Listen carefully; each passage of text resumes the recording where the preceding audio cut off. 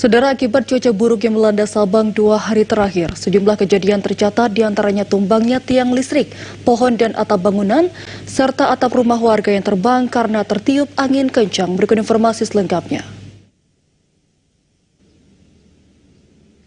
Angin kencang yang masih melanda kota Sabang mengakibatkan beberapa kejadian. Kecepatan angin menurut BMKG Kota Sabang bisa mencapai 0 hingga 50 km per jam.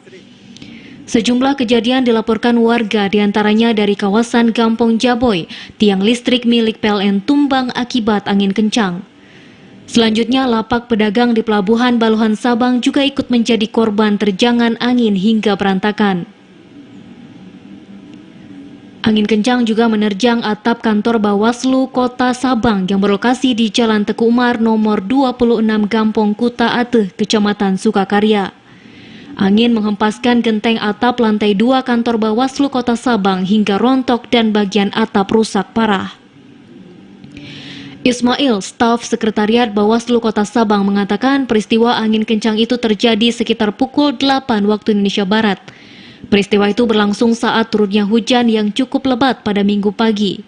Hingga kini pihaknya masih melakukan perbaikan atap bangunan tersebut. Dan inilah kondisi saat sekarang ini, bisa kita lihat bersama. Ini atapnya sudah bolong. Yang dan ini cuma tinggal plafon. Kemarin terjadi sekitar pukul 8 WIB waktu Indonesia Barat.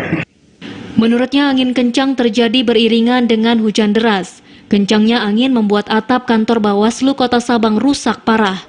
Namun kejadian ini tidak menimbulkan korban jiwa, hanya kerugian material saja yang diperkirakan jutaan rupiah.